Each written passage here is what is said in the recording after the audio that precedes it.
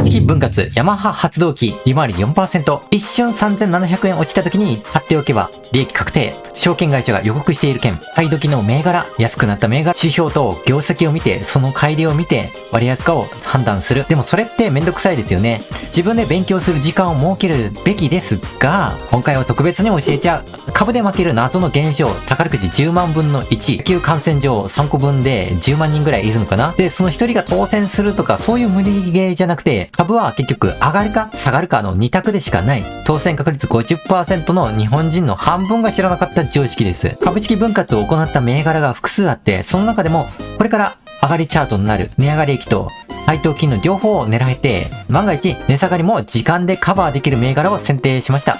初心者もしくは投資をやってる人でもこういう人が多いんですよね。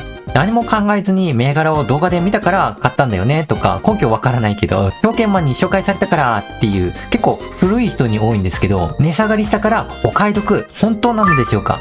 今見ている指標は正しくチャートに反映されているでしょうか。自分で考えた人がリスクを知り、計画的な利益を出しています。わかりますよね。なんとなくツイッターでなんでこいつめちゃくちゃ利益出すのかなみたいな。では早速その銘柄行きましょう。もうサムネイル出てますけどね。証券番号6592馬淵モーター。選んだきっかけを話します。結論を先に言うと、財務は健全で安全資産として定評がある銘柄ですよね。結構よく聞くと思うんですよ。で、この馬淵モーターっていうのは財務もがっちり健全なんですけど、逆に言うと投資をしないので成長性の値上がりっていう益よりも配当金を安定して受け取るのに適した、NISA のために株式分割したような銘柄ですよね。この会社の強みは車載用の小型モーターで海外の売り上げが 90% 以上を占めています。利回りは 3.3% で、権利付きが12月なんで1ヶ月で配当金がもらえます。値動きは安定していて、株式分割の目的も投資家層の拡大を図ることを馬淵モーターが表明しているので、株価を上げていくという動きになりますね。チャートで今購入を検討すべきかっていう件、株式分割を発表した8月10日から株価 10% ぐらい跳ね上がっていって、で、現在は4250円から4600円のレンジ相場です。後で解説している株主構成でもチャートが安定している銘柄なので、個人年金のような長期保有に適しています。株価暴落のような要因が低いので、レンジ相場の4300円以下まで気長に待つということが設けるポイントだと思います。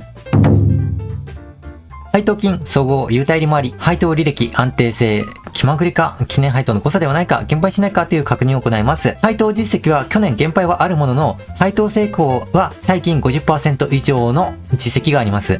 利益余剰金は横ばい。気持ちちょっと上がってるかなぐらいの程度。株主優待は千葉県、香川県の特産品です。基本1年以上の保有で100株でもらえて、ここが注意点で、すぐにもらうためには200株以上が必要でした。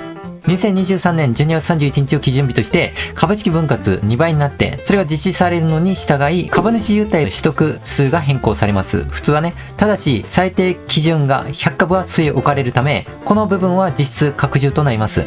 いずれにしても今年すぐに優待をもらうためには200株を保有する必要があり、今年の12月権利で値上がり益とついでに優待をもらおうと僕は考えています。2024年から新 NISA に備えて多くの日本人に制度自体が認知されることで、株価の需要が高まることは明白ですよね。以前解説した NTT も組益と配当金の両方をゲットして値上がり益続けているので、馬淵モーターも同じ感覚で保有しています。配当か値上がり益かどっちかじゃなくて両方取れる。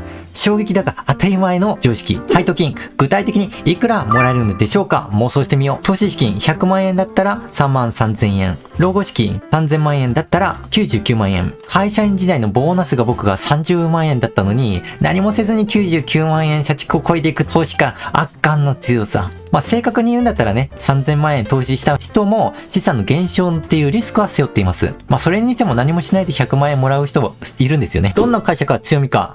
この企業は自動車伝送機器及びライフインダストリー機器向きの小型モーターの製造販売を主な事業としています。主要製品は車に関係する中型及び小型のモーターです。ライフインダストリー企業の健康医療機器、家電機器、工具、精密、事務機器、音響、映像とか、とりあえずモーターに関わる製品を販売しています。事業の規模はやっぱりこの海外が 90% ということで、日本、アジア、アメリカ、ヨーロッパの4つのセグメントに分かれていて、地域ごとに小型モーターの生産、販売が行われています。で、常に売り上げを上げるために地域別のマーケティング活動を担当しているようです。PER、PBR、ROE、業績、教科書の指標ではなく正しく読むためには比較を行うこと。馬淵モーター、投資チャンネルにもよく聞くことがありますけど、この特徴は何といっても自己資本比率が 90% 以上と類を見ない高水準です。自己資本比率ってこれ知ってる人いますか？当たり前のように聞いてますけどね。企業の財務安定性を示す指標であり、高い自己資本比率は潜在的にいくつかの影響を与えるんです。これが高いとどうなるかというところを説明までできると、投資家中級者と言えるでしょうね。財務安定性の向上。高い自己資本比率は企業が高い自己資本を使用して事業を運営しており、負債を抑えるっていうことですね。これにより企業は財務的なリスクから保護を強化して、経済的な変動に対する強靭性が向上する場合があります。あとは負債リスクの低減。負債が減るっていうことは、自己資本比率が高いっていうのを意味して、で、投資家からの評価も高くなるわけですね。また、返済に回す金利とかお金がないので、これのように金融リスクが低減して信用力が向上するっていう書かれています。あとは投資家の期待です。一般的に投資家は安定した企業、特に安定したキャッシュフローを持つ企業を好む傾向があります。株って言ったらなんかすごい冷や汗して、やるかやらんかみたいな、一か八かみたいなところがあるけど、実際はみんな安定した企業を目指しています。買おうとしています。高い自己資本比率っていうのは、企業が負債に頼ることなく成長できることを示しているので、投資家の信頼を得る一因となる。あと、一方で自己資本比率高ければ、それでいいかっていうと違いますよね。無借金。これは聞こえはいいんですけど、他の企業のようにテこ入れで成長ができないデメリットがある。だからゆっくり成長しかできない。自分で稼いだ分しかできないんで、テこ入れできない。これが指標が割安で放置されている要因だと僕は考えます。やっぱりレバリッジを企業がやらないっていうのは珍しい方で、そうするとね、リターンが低くなってくるんですよね。自己資本を活用して運用する企業っていうのは通常、負債を活用する企業よりもリターンが低い傾向がある。実際これも低いですね。負債を活用することで、投下した資本に対して高いリターンを期待できる。銀行とかがそうですね。お客様から預かった資金を利用してるわけですから、負債が結構な割合で 90% 以上ですね。本来は預かっているべきなんだけど、勝手に運用して高いリターンを得ている。それが銀行です。あとは自己資本比率。これが高いと制約ですね。成長の。資金調達が難しくなる可能性があります。他にも ROE が高い特徴もあります。類似企業。比較して低く見えるんですけど、ROE 計算式の分母っていうのは自己資本比率。つまり、利益から自己資本比率を割ったもの。なんで、この自己資本比率が90っていうと、ここが大きくなるので、数字っていうのはちっちゃく見える。つまり、ROE が悪く見えるってことです。証券番号6506安川電機 13.8% ROE が自己資本比率これが 55.1% なので純粋にこれが2倍すごいとかそういう話じゃないんですね。あとは証券番号6594のニデックこれは ROE が 2.8% 悪い。自己資本比率がめっちゃ高いのかな ?100 に近いのかなと思えば、実際はこの 50%。馬淵モーターよりも自己資本比率が低いのに、資金効率はさらに低いってどういうことってなっちゃいますね。こんな感じで正しく指標を読むとリスクを管理することができます。まとめると自己資本比率が高いほど指標が悪く見える。そういう蜃気楼みたいなものが起きます。銀行銘柄はお客様から資金を預かる他人資本なので、自己資本比率が 4% を下回るっていうものばっかりです。結果、ROE の資金効率がよく見える、そういう蜃気楼が見える。ここが一番重要です。割安化の判定は他の企業との比較。もう一つあって、時系列で比較を行うと割安化、すぐわかりますね。馬淵モーターの価格は上昇しているのに対して PER の株価収益率っていうのは変化がない。いやむしろ下がってますね。株価だけ見ているサラリーマンの投資家っていうのはこれはわかんないです。つまりチャート上は割高になってきたなっていう初心者がいると思うんですけど、指標とチャートの関係は割安に傾いているっていう、これをニュースで後から知った初心者投資家が流れ込むことが予想されるので、NISA でね、株価は 10% ほどの利益は直近ですぐ出せると見ています。資地方株主構成特定不動株時価総額誰と戦うかがわかる。特徴的なのは未公開株が 40% と高め。時価総額の割に株価が動きやすいという特性があります。そして特定株がその分少ない点、筆頭株主が社長の一族とか、長期保有の配当金で、利益を得る銀行ばっかりなので、チャートを乱暴に動かす機関投資家は、ここには含まれません。馬淵モーターに提出された大量保有報告書。このチャート図の11月15日、野村証券が報告していて、このチャートの出来高は10万株ほどなんですけど、この期間に、24万株の買い増しがされています。結構面白いのが、増減 1% 以下で、本来は報告義務っていうのはありません。大抵これは株価チャートの方向性を変えたいときに他の機関投資家の牽制になります。俺が株価を上げようとするんだから他の奴らは邪魔するなよ。みたいな。で、この時からチャートが安定しています。今後は上がるシナリオにしたいですよね。なので僕たちも便乗して手伝ってあげましょう。信用倍率、変化、個人投資家が買っているのか足跡が見える。結論、一般投資家はまだ動いていない。もともと地味な銘柄なので、株価が割安に置かれていることがわかります。機関投資家が望む結末は、イナゴを誘い込むこと。後からニュースとか SNS で業績がいいとか適当なこと言ってね、拡散して、イナゴが群がってきたら利益確定するっていうシナリオ。僕たちはイナゴよりも先回りして12月の配当金と株主優待に加えて値上がりもいくもいただいちゃいましょう。ここでチャートの分析を行ってみましょう。これまでの復習をね、軽く行います。馬淵モーターは財務が健全で安全な資産とされていて、NISA 向けに株式分割された銘柄です。主力製品は車載用の小型モーターで海外売上が 90% を占め、配当利回りは 3.3% あって、値動きは安定しています。馬淵モーターはなんで分割したか、その目的は投資家層の拡大を図るため、株主構成も安定していて長期保有に適しているとされています。配当金、優待に関しては配当成功が 50% 以上の実績があり、優待は基本1年以上の保有で100株でもらえる。すぐもらえるためには200株。でも結局は株式分割により優待の取得基準が変更されて、最低基準株は実質100株のまま。企業は自動車伝送機器及びライフインダストリーの小型モーターの製造販売を主要事業として、自己資本比率が 90% 以上の高水準である。これは財務安定性向上や負債リスク低減に寄与するけど、一方で成長の制約とかリターンの低下も伴うこと。これを踏まえて投資をすべきかな。ROE が高い特徴があって、自己資本比率が高くなるほど指標は悪く見えるっていうことも勉強しましたね。株価と指標の関係が割安に傾いていると、その見方があって、株価が上昇する可能性があると僕は予想します。大量保有報告書によれば、野村証券が11月15日に報告して、そこからみんな合わせるようにチャートが安定しています。信用倍率の変化から、一般投資家の動きはまだないと思って、機関投資家はイナゴを誘い込んで利益確定するシナリオを望んでいるとされています。さあ、始まりました。注文価格設定、アルゴリズム設定の公開。野村証券がお前ら邪魔するなと牽制をかけているので、株価がこれまでの4200円のレンジに下がってこないですね。アラーム設定を4400円で行い、値下がりを確認してからエントリーするのが確実でしょう。注文価格は4350円で約定したと仮定で、現状この価格の設定。損切り撤退ラインは3959円。トレーディング開始ライン4611円。この時点で下がっても利益が確保されているので、価値確定で悩む心配もなくなります。チャートの最高値から161円、それから 3.5% 下落したら利益確定。今回はチャートを操作している野村証券のシナリオに便乗して、利益とか優待をゲットしていく戦略でした。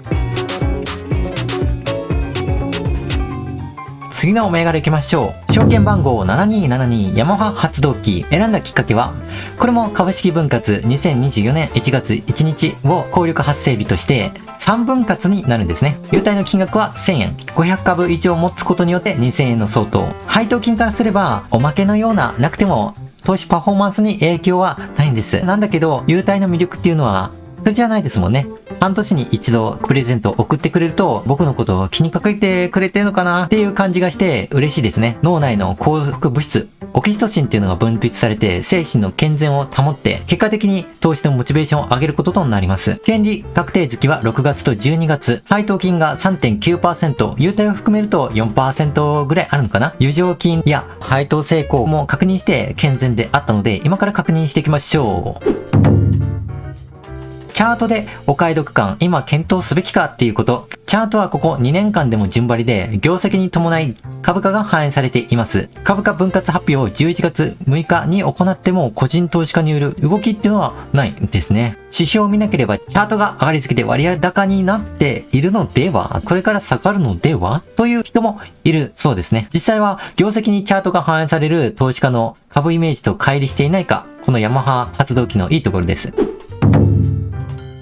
配当金総合優待利回り、配当履歴、気まぐれか、記念配当の誤差ではないか、減配しないかの確認。配当利回り 3.8% は高配当銘柄になり、じゃあいくらの配当金になるのって妄想してみましょう。軍資金50万円だったら1万9000円。食料品1週間分の購入することができたり、通勤、外出に必要な交通費一部賄えるかな。電気代、ガス代1ヶ月分。僕だったら補います。軍資金100万円の場合だったら3万8000円。これは自動車にかかる税金ぐらいだったら補えるかな。自動車重量税とか排気量税とか。あとは旅行も贅沢な上級プランが選択できるじゃないかな。僕は一人なんで、いつも割高になるんですよね。いや、可愛い女の子と過ごしたいものです。家族にプレゼントしてもいいでしょうね。パパは無駄遣いしない人なんで、せっかくの人生楽しんでほしいし、親孝行したいです。軍資金が1億円ある人は、380万円が不労所得で入ってくる。社畜の努力を平気で超えていく。ありえない凄さ。社畜の年収500万円でようやく380万円の手取りになりますから、何もしないでサラリーマンの年収を超えるっていうのは、いや、この世界不公平すぎんかと笑える状態。真実。配当成功、直近は 24% と余裕があります。配当支払い月は9月と3月。利益余剰金と現金同等物の推移。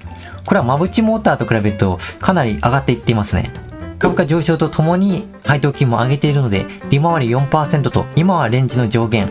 今後株価が上がることを織り込んでいるように見えます。ヤマハ発動機、どんな会社か強みなのか、ランドモビリティ、マリン、ロボティックス、金融サービス及び他の事業を展開する企業でグループは163社で構成されている結構大きい企業です。主な事業としては、二輪、中間部品、四輪バギー、電動アシストの自転車などを手掛けるモビリティ事業、船外機、ボート、プールなどを提供します。いや、なんで車を作っていないかっていうと、トヨタの影響力が大きいからです。お前らは楽器とか作っとけよ。二輪だったら許してやるよみたいな、そういう資本構成なんですよね。金融サービス業界では製品に関連する販売金融やリースが提供されています。PR、PBR、ROE、業績、教科書の指標ではなく正しく読んだ目では比較を行うこと。株初心者で指標を教科書で勉強したばかりっていう人は、割安に感じる指標です。自分で100件以上分析すると分かってくると思うんですけど、自動車業界がなぜか割安でずっと放置されていることに気がつきませんか？これが中級者以上。自動車業界は衰退産業じゃないですか。これ以上の売り上げは望めないって投資家の見解でしょう。しかし、知名度の高さを利用した金融セクターによる進出で、業界自体の性質が変化しているようです。例えば、ホンダの自動車なんか有名だとは思うんですけど、車の利益ってなんと 1% 満たないんですよね。投資ファンドの金融セクターが大部分を占めています。だからもう、最近やる気ないなって思うんですよね、見てて。足回りもすっごい手抜き。PER6.9 倍の件。株価だけがギャンブルで上がっていくと、PER 株価の収益率が上昇していくのが観測できるんですけど、今回は株価の上昇に対して PBR は9以下を保っているので、業績に連動した株価っていうのがわかります。事実ベースでね、確認することができます。なので、今後の株価はトントンと上昇することが年間のチャートで一貫した性質を維持しています。つまり、個人年金として株式を保有するっていうのはリスクが低くて、リターンがその割に高くて魅力的だなと思います。順調に推移しているヤマハ発動機。7月から平均移動線以上の下がりをしています。ヤマハ発動機に提出された大量保有報告書、日光アセットマネジメントとか三井住友トラストアセットマネジメント。これも増減率 1% 以下だったら報告義務がないのにわざわざ通知している。これだけでも機関投資家や個人投資家にも牽制につながっていると思われます。これからしばらく株価下げるんで、買っても損するだけだぜ。チャートの方向性を俺に合わせた方がいいと思うぞ。利口だと思うぞ。機関投資家の情報はインサイダー取引となるので完全なブラックボックスです。大量保有報告書を機関投資家が利用して株価チャートをコントロールしているっていうのは僕はそう思うし、いや僕じゃない大抵の投資家が警戒します。一方でヤマハ発動機そのものが株式分割を3分割で投資単価値の金額を引き下げ、投資家層の拡大を図るって言って、出来高11月後半を見てもらうと分かるように売りと買いが拮抗しています。チャートの権限は金融機関が最もありますけど、個人投資家が新 NISA による参入が予想されるというか、会社が発表しているんで、株価の上昇は時間の問題となります。信用倍率の変化、個人投資家がかかっているのか足音がわかる。11月7日に3分割発表があり、やはり個人投資家は追従してきましたね。上レンジの3800円で売った投資家と、下レンジの3650円で買った投資家っていうのは違う人です。機関投資家でこれほどの短期間で売買はできない。チャートを見ると3700円以下で購入できることがあるかなっていう感じですね。信用取引でわかることは、個人投資家の感情の起伏、機関投資家の思惑に乗ってきたか ?3800 円で売り抜けてるのがわかります。問題は僕たちがどこでエントリーすればいいのか、ここに内容を移っていきましょう。チャート分析のためにおさらいをしてみましょう。山発動機、株主情報と選定の理由。2024年1月1日を3分割が予想されている。優待金額は1000円で500株以上だったら2000円相当の優待。優待の魅力は半年に一度プレゼントが送られて、オフィスと真の分泌を通して投資モチベーションの向上が期待できる。配当利回りは 3.9% で優待を含むと 4% ぐらい。配当成功は 24% で余裕があり、健全な状態です。事業と業績の様子。自動車業界の中でも金融セクターによる選出により、業界の性質が変化している。株価とチャート分析、PER 株価収益率は業績に連動して株価が正しく反映されている。チャートは順調で株価上昇傾向が継続している。大量報告書によれば、機関投資家や個人投資家が注視していて、増減 1% 以下でも実施されている。信用取引を通じて、個人投資家の感情の起伏が見られ、個人投資家が追従している。よし、やってきました。注文価格設定、アルゴリズム設定の公開。未来は予想せず、現段階で買いを判断します。僕の投資法。ここ1ヶ月で、3700円に触れる機会があるので、指値を3700円とします。これより高い3750円でも儲けには変わりはないと思います。損切りラインは一応設定しておくと心のゆとりになりますね。3367円。購入価格から 9% の下落の時点で離脱。トレーディング開始のラインは3922円。ここまでは配当と優待をもらって、この値段を超えたら値上がり益キャピタルゲインで運用パフォーマンスを上げていきます。資金に余裕がある人はトレードラインの価格で200株に買い待ちしてもいいでしょう。利益確定設定はチャートの最高値から 3.5% 下落したら売却して、次の買い時の銘柄にシフトチェンジしていきましょう。自分だけ投資で儲かればいいのに、なぜ株投資チャンネルを運営しているのか。皆さんもそうです。他のチャンネルも。お金持ちだから信用される貨幣経済の時代は終焉を迎えます。インターネットとスマートフォンデバイスの発明で SNS 信用スコアでお金が集まる。評価経済の時代に突入しています。具体的に言うと、一時 UberEats とかの個人事業主でお金を稼ぐっていうのはもてはやされました。これは資本主義の罠で、うぞうむぞうのワーカーを市場に増やすことで、労働の価格競争になるのは分かってました。会社員も個人事業主、すべての仕事に共通するものは何だと思いますか？この人に仕事をお願いしよう。人から選ばれる活動。他の人にできない内容ほど単価も上がります。5年後、2029年、未来の話をします。現代でも買い物のレジはセルフレジが当たり前となり、ホテルの受付も事前予約だったらタブレットで完結。自動運転も技術的に可能となっています。誰にでもできる仕事は機械に置き換わって、人間は労働から解放される。人間の仕事は娯楽を楽しむっていうことに、集約されていきます。エンターテイナーが稼ぐ職業になる未来がもうすでに来ていた。この売り上げすごいですよね。2から証券番号5032。2022年4月の売り上げの予想が、古いの見てるんですけどね。売り上げが、132.6 億円。従業員1人当たりの売り上げはおよそ6136万円。ライブストリーミングとコンテンツの販売で4分の3の売り上げ。つまり、ライブストリーミング、スーパーチャットとか、スーパーサンクスとか、コンテンツの販売っていうのはグッズ販売とか、ボイス販売とか、そういったものでしょうね。わかりますか？会社員が真面目に働いても、誰にでもできる仕事だから年収500万円がいいところ。VTuber 一人当たり6139万円の売り上げ。これ、その人特別じゃなくてみんな平均してですよ。すごいですよね。トップクラスだともう何億円の世界。2029年5年後の未来。エンターテイナーが得る利益は株で得る利益、お金以上の価値がある。資産運用をしていて、お金の本質を考えた人がたどり着く真実だと思うんだ。僕が目指しているのはファンクラブ 1.0 っていうのは発信者がファンに情報を与える一方通行のコミュニケーションでした。ファンクラブ 2.0 になると何が起こるか。配信者とファンはより対等な存在になります。オンラインサロンとか呼ばれるもの、高度情報化社会がインターネットの普及により無償で革新的な情報が公開される時代、発信者と同じ価値を持ったファンが集ってみんなでイベント、ビジネスとか様々なコンテンツを作り上げる。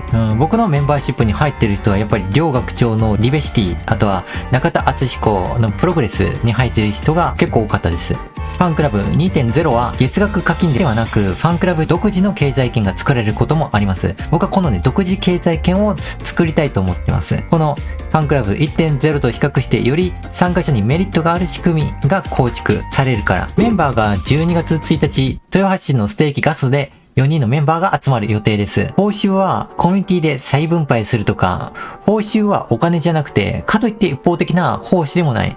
YouTube チャンネルとコミュニティ運営の関係者となってノウハウをシェアすること。事務所になり、株式会社になり、株の分配とか、そんな権限とか、メンバーシップと今回のメンバーを分けるために役割があるから役員というメンバーシップで動画では説明しています。役員に共通している目標は自身のチャンネル運営と収益。これを自分でできないと人に仕事を割り振ることっていうのはできないから。応募で4人が今のところ名乗りを上げてもらいました。アメリカの起業家ジム・ローンは名言を残していて、付き合う友達の5人の平均があなたになる。僕のチャンネル視聴者は資産2000万円を運用する45歳以上の視聴者が 75% を占めています。で、メンバーの1人は資産7000万円で長期退職しファイヤーした教員。メンバー2人目は動画編集者で配当金が31万円とおっしゃっていたので、株で言うと1800万円くらいなのかな。3人目が NTT ドコモの顧客システムやデータ分析のプロ。資産は2500万円。で、なんと、衝撃の事実、僕が一番お金持ってない。主催者の僕が一番お金持ってない。参加してくれた方は、評価経済の先行利益に投資されているっていうことを把握してメールでも確認しました。ノウハウを共有していきます。新規メンバーの募集をしています。上限8人で2029年の未来、SNS 評価経済に投資できるよっていう人は、今年12月中は募集しています。投資のすすめチャンネルのメールアドレスで確認できます。中にはね、エントリーシートとか履歴書とかを送ってくれた人がいます。エニカラーのユーザーが単価の低いエンタメに対して投資 VTuber が事務所を作ったら、もうライバル不在の状態ですね。リベシティ両学長のチャンネル登録者数が200万人。その10分の1でも20万人。これくらいを頑張る目安にしています。このチャンネルは株式投資や不動産の CM が入ってくるんで、2倍くらいの広告収入があります。他の株投資系チャンネルも同様に、この先どうなっていくんでしょうか。未来は見えている。最後に、僕たちの理念を言いますね。僕たちだけ幸せになっていこう。自分が幸せになると、人に親切にできる余裕が生まれる。親切は感謝となり自分にリターンが来る。これが日本の未来、コミュニティの当たり前となる。コミュニティに属すからあなたの自由、自身。それでは、